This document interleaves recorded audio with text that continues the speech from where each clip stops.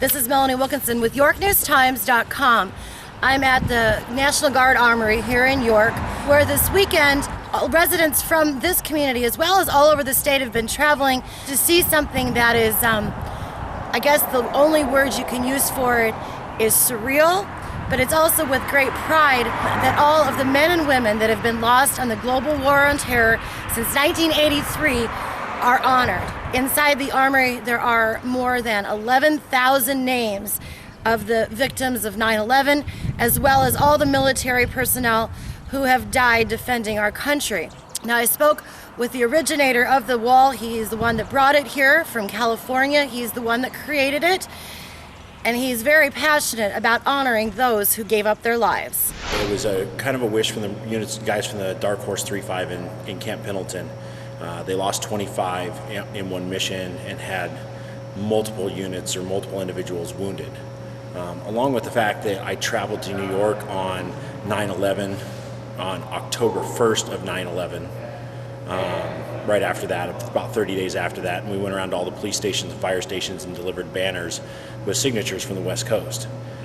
So when it came close to the 10-year remembrance of 9/11, I wanted to build a tribute to display on the 10th remembrance, but at the same time I wanted to also pay respect to those individuals that went over and answered the call of service. So what I did is I sat down and I talked to David Brown, who was a retired Marine Corps sniper, and David and I sat down, and he's a graphic designer, and we basically designed the Global War on Terror Wall of Remembrance to capture everybody from the bombing of the barracks in Beirut in 1983 all the way now until it goes, the color timeline goes until Boston. And then on the timeline of the names, it goes from the Gulf War, all the victims of 9/11, everybody from Iraq and Afghanistan. At any point in this endeavor, and in the process of unfortunately updating it all the time, has it become ever like something that you find overwhelming or more than you thought it would be? You know what, overwhelming to me, this is more of a tribute, but the overwhelming part to me is we help look up the names of the fallen. So like when you see the names on here on the wall, we have to, every one of these is somebody's son, their friend, their neighbor, somebody that we know, somebody that's connected. It's at 7 degrees of separation. Somebody knows somebody that's on here. I don't care what town you're in or how small it is or how big it is, somebody knows somebody that's on this wall.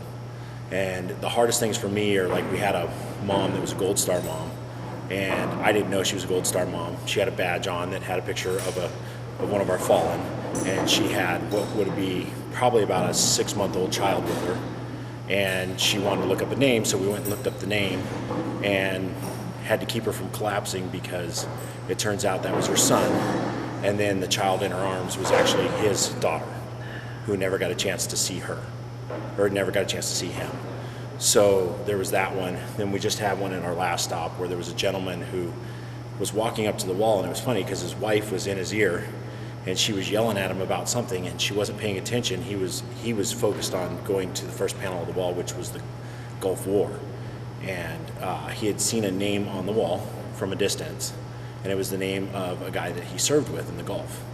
And he's standing there looking at it, and he couldn't believe it. And his son finally stopped his mom and said, "Mom, wait a second." And I guess that none of his family, his mother and his father who were with him, none of them knew his story. And his story was, which he finally divulged to his family, was that the gentleman that was on the wall actually jumped in front of him and took 22 bullets and saved his life. And he had never told anybody. So as he's standing there looking at the ground, he literally went to his knees. And he was probably about a 6'5" guy.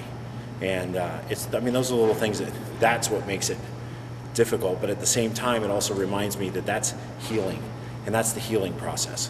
And being able to acknowledge that and talk about it is the most important thing that this wall represents. It's not the donations to our foundation. Those help. Those are great. Those keep us on the road. It's not as much that. It's getting out to the people and giving them a chance to come here and recognize the things that they might be holding back inside.